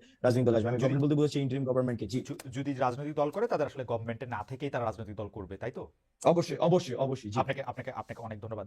আমি একটু জনাব মাসুদ কামাল ভাই আপনার কাছে আসি। জনাব মাসুদ কামাল ভাই, অনেকগুলি বিষয় নিয়ে আসলে কথা বলা যায়, আপনি বলেও আসতেছেন, কিন্তু নতুন নতুন বিষয় নিয়ে আপনার কাছ থেকে জানতে এটা একটা সুবিধা। সেটা হচ্ছে যে বর্তমানে যে কথা হচ্ছে মুজিববাদ, জিয়াবাদ কথাটা আমি জীবনে শুনি নাই। মুজিববাদ কথাটা আমরা ইউনিভার্সিটিতে যখন ছিলাম তখন ছাত্রলীগকে মুজিববাদী ছাত্রলীগ আমরা বলতাম, যারা আমরা ছাত্রলীগ করতাম না তারা। একটু বাইদা ভাই বলে রাখি, আমি অবশ্য ছাত্রদলও করতাম না, এই বাইদারিতে আমাকে ফালানোর দরকার নাই। তো মুজিববাদী এই মুজিববাদ এবং এই জিয়াবাদ, এই ব্যাপারটা কি আসলে, মানে এই বাদগুলি কোথেকে আসতেছে, আপনি এটা খেয়াল আচ্ছা, করছেন? আমি আমি আপনাকে বলেন, একটা এই ছাত্র যারা এগুলো বলেন না, ওনাদেরকে আমি জিজ্ঞাসা করি হ্যাঁ। যে শেখ হাসিনা সরকার তো গত 17 বছর মোটামুটি টানা ছিল, এই সময় তারা কখনো শেখ হাসিনার মুখে মুজিববাদ শব্দটাকে শুনেছি কিনা, এটা আমি একটা জানতে চাই। আমি মনে করতে পাই না। জিয়া রহমানের সরকার, জিয়া রহমানের দল অনেক দিন ধরে রাজনীতি করেন। এই জিয়া রহমানের কোন একজন কর্মীর মুখে, নেতাবাদ দেন, কোন একজন কর্মীর মুখে এত বছরে কেউ কখনো জিয়াবাদ শব্দটা শুনেছে না, কিনা? জিয়াবাদটা তো নগদ এই মনে পড়তেছে না, বিষয়গুলো- কিন্তু আপনি এটা ঠিক কইছেন। মুজিববাদ শব্দটা না কইলে হাসিনা তো বছরের নাম দিয়ে দিছিল, মুজিবীয় বর্ষ, জায়গার জোনের নাম দিয়ে কোনো দিছিল, সমস্যা নেই। আমি সবকিছুই তো। ওগুলোকে প্রশংসা করছি না, জি। আমি বলছি জানেন হ্যাঁ। এগুলো বলার জন্য আমাদের এই পাটোয়ারি সাহেব এখন আমাদের জ্ঞান দিচ্ছে। হ্যাঁ। আজকে দেখলাম পাটোয়ারি সাহেব বলতেছে মুজিববাদ, জিয়াবাদ হবে না, হুম। অন্য বাদ। কি বাদ হবে ভাই? আপনার বাদটা কি? পাটোয়ারি বাদ? বাদটা কি রে ভাই? বুঝান না আপনি আমাকে জিনিসটা। বাদের কথাটা আশা করো, বাদ তো বাদ, বাদ তো সব বাদ। বাদই বাদ। না, উনি যেটা বুঝে চেয়েছে কামাল ভাই, আমি যেটা হ্যাঁ, বলছি, জনাব বলেন। পাটোয়ারি যেটা বুঝে চেয়েছে, আপনি যে এখন ওনাদেরকে সমালোচনা কইরা আপনার সমালোচনার ফসল বিএনপির ঘরে উঠতেছে, সেইটাতে আমরা এটা পছন্দ করতেছি না। আপনি বিএনপিরও সমালোচনা করেন। ওনার ঘরে উঠলে পছন্দ করতেন, আমার ওকে ফাইন। কার ঘরে উঠবে আমি জানি না। হ্যাঁ। তুমি কি চান যে আমি সমালোচনা করে ওনার ঘরে আমার ফসল উঠাই দেই? হ্যাঁ, ওনারা ওনার তো তো আমার আজগুলো মনে হয়। কে- ওনার তো আজগুলো কোনো- কারণ আপনি উনি কোথা থেকে মুজিববাদ নিয়ে আসলেন, কোথা থেকে জিয়াবাদ নিয়ে আসলেন? যে লোক জিয়াবাদ ক্রিয়েট করতে পারেন হুম। তার ঘরে উঠা উচিত। উনি কোথায় আসে এত যে কথা বলেন ভাই, এগুলো আমি এগুলো বলতে চাই না। সিম্পল মানে বিষয়গুলো হলো জানেন, এগুলো বলে আমরা সবসময় বলি একটা কথা, আমি বলি সবসময় যে ভাই আমরা একটা ঐক্যবদ্ধ জাতি চাই। আমি আগে বহুদিন ধরে একই কথা বলতেছি যে বিভক্ত জাতি কখনো অগ্রসর হতে পারে না। শেখ হাসিনা এই 17টা বছর ধরে এই এক আকাম করে গেছেন। জাতিকে উনি ভাগ করতে চেয়েছেন, চেতনার নামে, মুক্তিযুদ্ধের নামে, ওনার পিতার নামে দেশটাকে ভাগ করার চেষ্টা করেছেন। জিয়াউর রহমানের মতো একটা সেক্টর কমান্ডারকে বলে কি উনি পাকিস্তানে চর ছিলেন। রাইট। আপনার জামাত ইসলামকে নিষিদ্ধ করতে চেয়েছেন, জামাত ইসলামকে উনি দরজা বন্ধ, অফিস বন্ধ খুলতে দেন নাই। এগুলো তো করেছেন, কেন করেছেন? জাতিটাকে ভাগ করতে চেয়েছেন। ভাবছেন যে ডিভাইড এন্ড রুল, আমি অর্ধেককে ভাগ করে রাখবো, কিছু লোককে দৌড়ের উপর রাখবো, আর বাকিরা আমরা রুল করবো। এখনো সেই একই প্রক্রিয়া আমরা দেখতে পাচ্ছি, জাতিকে ডিভাইড করা। মুজিববাদী একদল লোক, একদল জিয়াবাদী লোক, আরেকদল পাটোয়ারিবাদী লোক। ভাই হচ্ছে কি দেশে? তো হচ্ছে নাকি? তা- আমরা না, যেটা কিন্তু চাচ্ছি না। কিন্তু কামাল ভাই আপনি আপনি আপনি চান কি? জাতি চাই। আপনি চান কি জুলাই আগস্টের মতো একটা রক্তক্ষয়ী এরকম একটা জিনিসের পরে 15 বছর পরে শেখ হাসিনার এরকম জগদ্দল পাথরের মতো চাইপা থাকার পরে একটা দেশ ক্ষমতায় থাকার পরে আমরা ওই বাইনারি দেখবো যে একবার ইলেকশন হবে বিএনপি জিতবে, আরেকবার ইলেকশন হবে বিএনপির বিরোধী যারা আছে তারা জিতবে, ওইটার মধ্যেই থাকবে। আমরা কোনো ধরনের কোনো পরিবর্তন, গুণগত মানগত কিচ্ছু পরিবর্তন আমরা চাইবো না, কিচ্ছু পরিবর্তন আমরা দেখবো না। না, আপনি আমাকে বলেন তো ভাই, নির্বাচন ছাড়া আপনি পরিবর্তনটা কেমনে করবেন? নির্বাচনটা পরিবর্তন করবো এই যে ইউনূস সাহেবের মতো ভালো ভালো কেমনে উপদেষ্টা, করবেন? তারপরে যে ছাত্রদের মতো হ্যাঁ, ভালো কি ভালো হবে? লোকরা ক্ষমতায় থেকে থেকে গুণগত মান পরিবর্তন আনবে। তারা সৎ লোক, তারা হুম। সততা দিয়ে মানুষকে হুম। বুঝাবে। পলিটিক্যাল পার্টিদের তো আমরা দেখছি হুম। তারা খারাপ। তাহলে আপনি যাচ্ছেন অরাজনীতিকরণ, বিরাজনীতিকরণ। না, রাজনীতি হবে পরে, ওরা যখন তাহলে রাজনৈতিক আপনি দল করবে, আপনার- ওরা যখন আপনার- রাজনৈতিক দল করে আপনার- আসবে তারপরে হবে রাজনীতি। হুম। আপনার কথা বটম লাইন দুইটাই, রাজনৈতিক দলগুলো সব খারাপ, রাজনৈতিক দল দরকার নাই, হুম। আমরা অরাজনৈতিক দল আনবো, তারা কারো কাছে কোনো জবাব দিয়ে করবে না, ওদের যখন ইচ্ছা হবে ভ্যাট বাড়াই দিবে, যখন ইচ্ছা হবে বই দিবে, যখন বলবে যে বই কবে দিবেন বলতে পারবো না বই কবে দিব। আজকে আমরা দেখলাম যে বইয়ের ট্রাক ধরা পড়তেছে। কেন ট্রাক ধরা পড়তেছে? এর আগে শুনছি, কেন শুনি নাই? হুম। যদি বই আপনি ঠিক মতো দিতে পারেন হুম। তাহলে তো বইয়ের ট্রাক এনে বাংলা বাজারে এনে বিক্রি করার দরকার পড়ে না। শিক্ষা উপদেষ্টাকে জিজ্ঞাসা করে যে ভাই আপনি কবে বই দিবেন, ওকে আমি বলতে পারবো না কবে বই দিতে পারবো। যে দেশের শিক্ষা উপদেষ্টা বলে যে কবে নাগাদ বই যাবে উনি জানেন না, তারপরে উনি কেমন ব্যক্তিত্বের মানুষ, কেমন লজ্জাহীন মানুষ, দেখ। যে তারপরে উনি শিক্ষা উপদেষ্টা থাকেন। আপনি আমাকে বলেন রে ভাই, এদেরকে আমার যোগ্য বলতে হবে? না, ভাই আপনি আমার শোনেন, ওনাদেরকে আমি খুব ভালোবাসি, হুম। কোনো সন্দেহ নাই, আমি না, খুব ভালোবাসি। আপনার ভালোবাসাটা একটু একটু একটু একটু না, কঠিন আপনি ভালোবাসা। আমাকে বলেন, আমি জি। আমি তার চেয়েও ভালোবাসি আমার সন্তানকে, নিজের সন্তানকে। জি, না, জি। আমার পুত্র প্রায়ই বলে যে বাবা গাড়ি চালানো শিখবো আমি। ওর তো গাড়ি চালানোর বয়স হয় নাই, হুম। অথবা বুড়া হয়ে গেছে কিছু একটা। এখন আমি একটা গাড়ি কিনলাম, বললাম যে যাক আমার ছেলে গাড়ি চালাতে চায়, খুব ভালোবাসি, বাবা তুই চালা। হুম। আমরা পেছনে যা পরিবার নিয়ে বসলাম, কি লাভ হবে? ওই পোলা মরবে, আমরা পুরো সপরিবার মরবো, গাড়িও নষ্ট হবে। হুম, হুম। ঘটনা যেটি হবে রে ভাই, অযোগ্য লোকের হাতে গুরুত্বপূর্ণ দায়িত্ব দিলে ঘটনা এরকমই হবে। যোগ্যতা এবং অযোগ্যতা একটা বিষয় আছে, কিন্তু ভালো মানুষের যে যোগ্যতা ওদের নির্ধারিত হতো, না, না। তাহলে বাংলাদেশের সব ঘটনা ইমাম আইন আপনি বানাই দিতেন। না, কামাল ভাই, করবেন না। কামাল ভাই আপনি যোগ্য মানুষের কথা বলতেছেন, ভালো মানুষের কথা বলতেছেন, কিন্তু আমার খুব জানতে ইচ্ছে করতেছে আপনি কিসের সাপেক্ষে তুলনাটা করতেছেন? আমাদের 53 আমি বছর তার- বয়সে সাপেক্ষটা কি? মানে কারে আপনি ভালো মানুষ দেখে এদেরকে আপনি খারাপ মানুষ বলতেছেন, কারে আপনি ভালো অ্যাডমিনিস্ট্রেটর দেখে এদেরকে খারাপ অ্যাডমিনিস্ট্রেটর বলতেছেন? আপনি আপনি কি জাহিদ মালিকের সাথে তুলনায় বর্তমান স্বাস্থ্য উপদেষ্টারে আপনি খারাপ বলতেছেন? আপনি শুনেন, আপনি যেটা বলছেন সেটা তো এক ধরনের যুক্তি, হুম। এবং এটা মনে করেন বাজারে তো যুক্তি আছে, সুযুক্তি আছে, কুযুক্তি আছে, রাইট। আছে না? এটা থাকে, থাকুক, কোনো সমস্যা নেই আমার এটা নিয়ে। হুম। বাট আমার কোশ্চেনটা হলো কি, আমার ভালোত্বটা হলো প্রত্যাশার কাছাকাছি কারা আছে। আমি কারোর সঙ্গে কম্পেয়ার করছি না রে ভাই। আমি বাংলাদেশের সঙ্গেও ওই আগে যেরকম সিঙ্গাপুরের সঙ্গে বাংলাদেশে কম্পেয়ার করে মানুষের মধ্যে এক ধরনের স্বপ্ন ঢুকানোর চেষ্টা হইতো, আমি সেই চেষ্টাও করছি না। আমি বলছি যে আমারও তো একটা প্রত্যাশা আছে, এবং আমার প্রত্যাশাটা তো অলৌকিক কোনো প্রত্যাশা না। আমি কিন্তু বলছি না কালকে সব ঠিক হয়ে যাবে। আমি কি প্রত্যাশা করেছিলাম বলেন? হুম। দ্রব্যমূল্য বাড়ে কেন? আমরা জেনেছি দুইটা সহজ পদ্ধতি, দুইটা কারণে বাড়ে, হুম। চাঁদাবাজির কারণে বাড়ে হুম। আর সিন্ডিকেটের কারণে বাড়ে। আমরা মনে করছি এই সরকারটা এসে এই চাঁদাবাজি বন্ধ না, করবে, কিন্তু syndicate কিন্তু ভেঙে কামাল দিবে। ভাই আপনি বলতেছেন চাঁদাবাজি বন্ধ করতে, কিন্তু আপনার পুলিশ কাজ করতেছে না, আইন শৃঙ্খলা বাহিনীর মধ্যে থেকে সেই আস্থার জায়গাটা নাই, সব জায়গার মধ্যে থেকে একটা সাংঘাতিক রকমের অন্যরকম একটা আচ্ছা, অবস্থা। শোনেন, শোনেন, তাহলে আপনি বলি, বলি। এগুলি ঠিক করে এরা দেবেন? যখন আপনি আমাকে বলেন, এরা যখন দায়িত্ব নিলেন, হ্যাঁ, হ্যাঁ। দায়িত্ব নিলেন, পুলিশ বাহিনী যে কাজ করছে না, পুলিশ বাহিনীর মধ্যে মনোবল বৃদ্ধি করতে হবে, এটা ওনারা জানতেন না? জানতেন, জানতেন তো? জানতেন। জানতেন। আচ্ছা, তারপরে ওনারা একজনকে স্বরাষ্ট্র উপদেষ্টা বানালেন, হুম। সাখাওয়াত সাহেবকে বানালেন। হুম। সাখাওয়াত সাহেব দেখুন 2 দিন বেশ দৌড়াদৌড়ি করলো, সাখাওয়াত সাহেব 2 দিন পরে বাদ দিয়ে দিলেন। হুম, হুম। বাদ দিয়ে আরেকজনকে নিয়ে আসলেন, হুম। জেনারেল নিয়ে আসলেন। আগে শুধু ব্রিগেডিয়ার, এবার লেফটেন্যান্ট জেনারেল নিয়ে আসলেন। লেফটেন্যান্ট নিয়ে আসলেন। লেফটেন্যান্ট জেনারেল কি দায়িত্ব নিয়ে বুঝেন নাই উনি কি চাকরি করতে আসছেন নাকি দায়িত্ব নিয়ে আসছেন? ওনার দায়িত্বটা কি? পুলিশ বাহিনীকে মনোবল ফিরিয়ে আনা। আপনি বলেন মনোবল ফিরিয়ে আনার জন্য কি করছেটা কি? ওকে। পোশাক প্রস্তাব নিয়ে আসছেন, পোশাকগুলি দেখছেন পোশাকগুলি কি চেহারা ভাই? এটা কোনো পোশাক হয়েছে? আর এই পোশাক চেঞ্জ করে মনোবল বাড়াই দিবেন?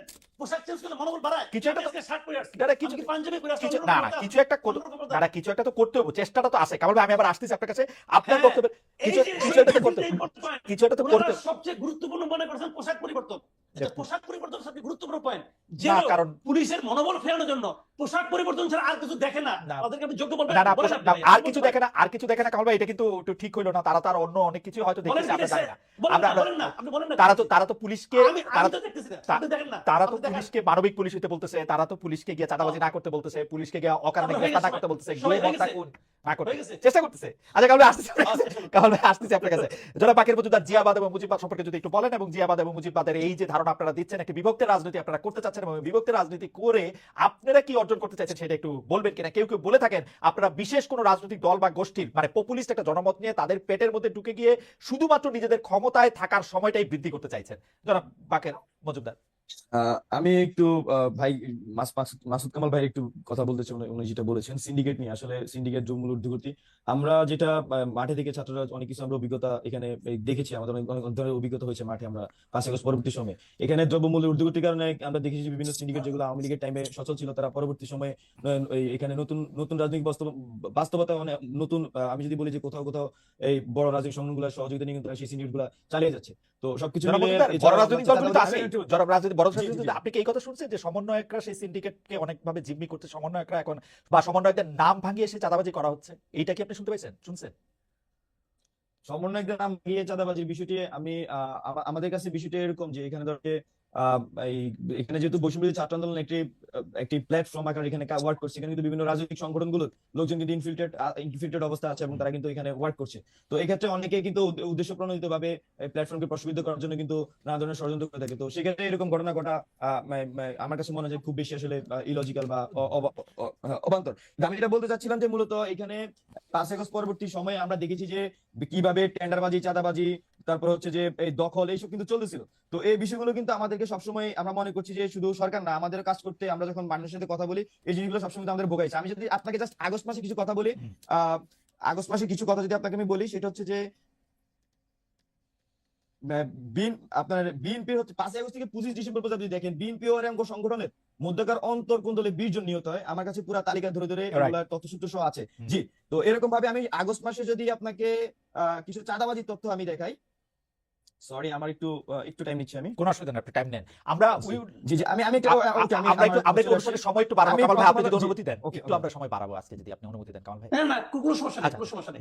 মজুমদার, আমি মজুমদার, হচ্ছে- আমরা একটু বাড়াবো সময় প্লিজ। হ্যাঁ জি। আমি হচ্ছে প্রথম আলোর একটি 22 আগস্ট 2024 একটি খবর পড়ছি। আপনার হেডলাইন হচ্ছে পরিবহনে চাঁদাবাজির হাত বদল আওয়ামী লীগ থেকে বিএনপি। ওকে। 16 আগস্ট 2024 বিএনপি সাইনবোর্ডে চাঁদা নিয়ন্ত্রণ ও দখলের অভিযোগ। হুম। 24 আগস্ট 2024 পরিবহনে চাঁদাবাজি Right, right, বিএনপি right, দখলের right, কর্তৃত্ব হারিয়েছে right, আওয়ামী লীগ। right.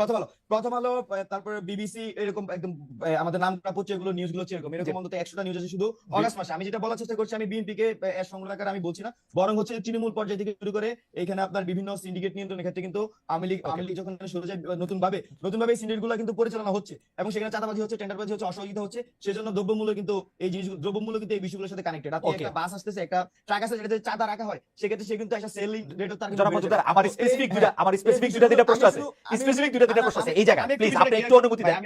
জি আচ্ছা, ভাই, ঠিক আছে, আমি আপনি শেষ একটু করেন, please, আমি একটু clear করি। শেষ করেন। আমি শেষ করি। জি। আমার কথা হচ্ছে যে এখানে আপনার তারা রুট লেভেল পর্যন্ত বিভিন্ন রাজনৈতিক সংগঠনগুলোর মানুষজন কাজ করছে। এখানে সবাই কিন্তু সদ উদ্দেশ্য নিয়ে আসে না, অসৎ উদ্দেশ্য নিয়ে আসে, সৎ উদ্দেশ্য নিয়ে আসে, সব ধরনের মানুষজন আছে।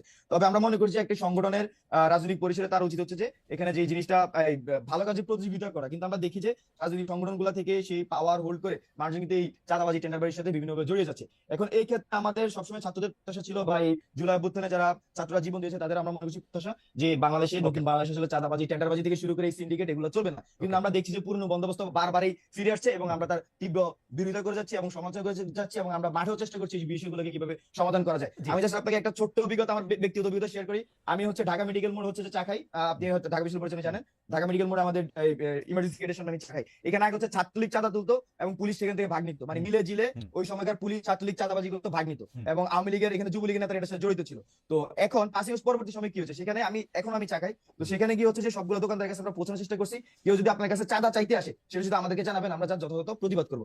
তো এখন আমরা যেটা দেখেছি যে আপনার সেখানে কিন্তু এই নতুন করে কেউ কিন্তু এই এলাকাতে আপনার চাঁদাবাজি করতে সাহস পাচ্ছে না। একই সাথে এই এলাকার যে পুলিশ, সেও কিন্তু ওইভাবে সাহস করতে পারছে না যে Okay. আগের মতো করে চাঁদাবাজি করবে। তো আমরা যেটা ভাইয়ের সাথে আমি যেটা এখানে দুইটা জিনিস একসাথে আমি টানার চেষ্টা করেছি, সেটা হচ্ছে 5 আপনি আগস্ট আমার যদি পরবর্তী একটু অনুমতি 5 দেন। আগস্ট ভাই প্লিজ হ্যাঁ। ভাই আমি একটু শেষ করি। 5 আগস্ট আগে যেভাবে ছাত্রলীগ পুলিশ মিলিয়ে যে সন্ত্রাস চাঁদাবাজি করতো, এটা কিন্তু এখন কমে এসেছে। এখানে পুলিশ ওয়ার্ক করতেছে, ইটস ট্রু, এখানে এখনো ফেসবুকে দোষ অনেক জায়গায় রয়ে গিয়েছে, বাট এটাও একই সাথে সত্য যে আমি মনে করছি যে অন্তর্বর্তীকালীন সরকার চেষ্টা করতেছে বা আমাদের এন্ড থেকেও আমরা প্রতিবাদের মাধ্যমে, তথ্যের মাধ্যমে আমরা সেই জিনিসটা করে যাচ্ছি। Okay. তো এখানে বিষয়, হ্যাঁ জি, এবার বলতে দেন। বলেন, জি, please। ঘটনাটা হলো মাসুদ কামাল ভাই সহ আরো অনেক সিনিয়র সাংবাদিক একাধিকবার এই প্রশ্ন তুলেছেন যে আপনারা যে রূপায়ণ টায়ারে যে একটা অফিস ভাড়া নিয়েছেন সেটা ভাড়াটা কোত্থেকে আসতেছে। আমি শেষ করি। আপনাদের সমন্বয়কদের সাথে আপনাদের কর্মীদের মারামারি হচ্ছে, এটাকে চিহ্নিত করা যায় যে স্বার্থের সংঘাত। আপনাদের মধ্যে স্বার্থের সংঘাতটা আসলে কি? আপনারা গাড়ি চড়ছেন, বুক ফুলিয়ে আবার বলছেন আপনার মতো 1000 লোক আছে যারা আমাদেরকে গাড়ি দেয়।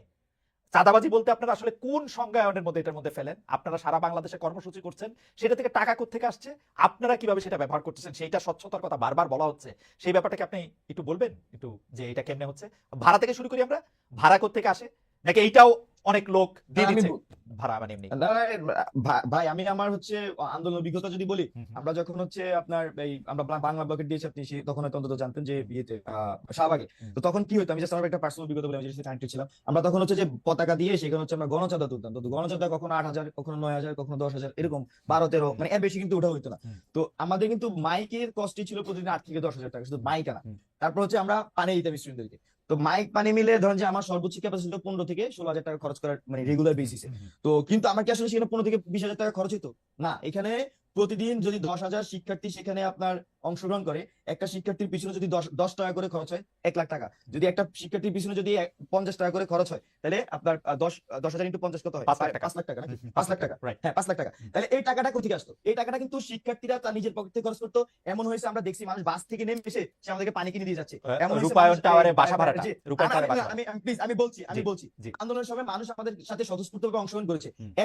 এখনো আমাদের সাথে মানুষ স্বতঃস্ফূর্তভাবে অংশগ্রহণ করছে। মানুষ আমাদেরকে কাজ করার জন্য যত ধরনের সহযোগিতা লাগে তারা কিন্তু সেটা করছে। আপনি গাড়ির প্রশ্ন করেছেন, আপনি রূপায়ণ টাওয়ারের প্রশ্ন করেছেন। আমি আপনাকে খুব স্পষ্টভাবে বলতে চাই যে আমরা এখনো যে কোনো মানুষকে যদি বলি ভাই আমাকে একটা বিষয়ে সহযোগিতা করেন, তারা সেটা করবে। আমি জাস্ট আপনাকে একটা উদাহরণ দিচ্ছি। ধরেন আমি একটা প্রেজেন্ট উদাহরণ দিচ্ছি। জি, বলেন। এই যে আমার গায়ে যে আপনি ড্রেসটা দেখতেছেন, এটা হচ্ছে আমার হলের এক বড় ভাই। সে আমাকে, আমি এখানে বসছি কথা বলতে, সে আমাকে দিয়ে গেছে তুমি এটা পড়ো, তোমাকে ভালো লাগবে। তো আমাদের হলে থাকতে বিশ্ববিদ্যালয়ে চলছে, আমাদের- ইউনিভার্সিটি থাকতে আমরাও বহু বড় ভাইয়ের কাপড় ভাই, চোপড় পরছি।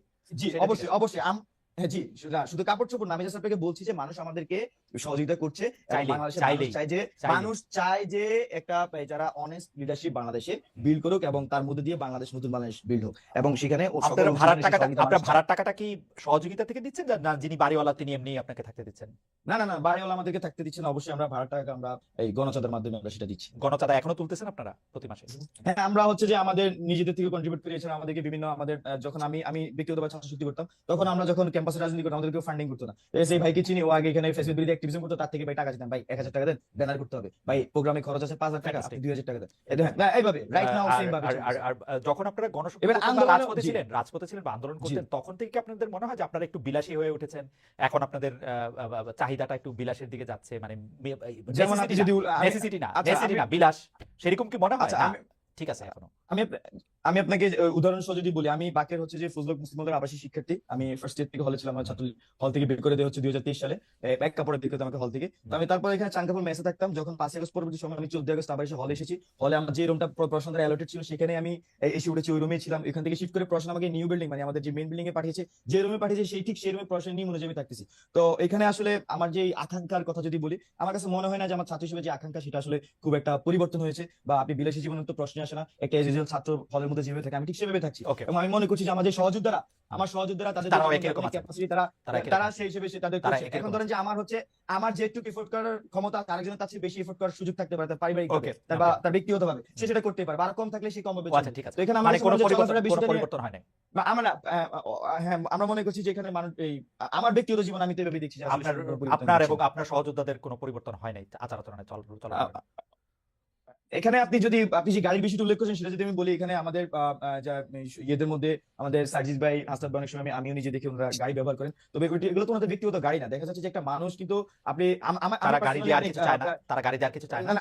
আমি আপনাকে বলি, ধরেন যে আমাকে বাংলাদেশের কোন একটা টিভি চ্যানেল ওনারা আমাকে একদিন উত্তরা পাঠাতে, মানে উত্তরা যাওয়ার সময় তাদের গাড়ি দিচ্ছিলেন, ব্যবহার করছি। আমি ওই টিভি চ্যানেলকে কি দিয়েছি, মানে সাক্ষাৎকার ওনাদেরকে দিইনি। তারাও তো কি বিষয়টা ওরকম হচ্ছে টিভি যে- চ্যানেলের মতো, ধরেন আমি কুমিল্লা গেলাম, না, আমাকে টাকা আমি দিবেন। আপনাকে হ্যাঁ, আপনি এটা প্রশ্ন করতে পারেন, কিন্তু আপনাদের হয়তো আমি জানি না আপনি বাইরে থেকে জিনিসটা বাংলাদেশে ফিল করতে পারতেছেন কিনা। বাংলাদেশে অসংখ্য মানুষ আছে, শুধু আমাদের মানে আমরা যে এই আন্দোলনগুলির সামনে দাঁড়িয়েছিলাম, বিনিময় আর কিছু চাচ্ছে না, বিনিময় আর কিছু চাচ্ছে এই না। রেসপেক্টের জন্য তারা চায় যে আমরা বাংলাদেশে দাঁড়াই এবং Okay. বাংলাদেশের মানুষ বিনিময় আর কিছু চাচ্ছে না, করি। বিনিময় আর কিছু চাচ্ছে না। বিনিময়ে তো সে তো চায় আমরা সার্ভ করি, কাকে? সে সৎ লিডারশিপ চায়, কাকে? জনগণকে সার্ভ করি। জনগণকে সার্ভ করার জন্য অবশ্যই। দিচ্ছে।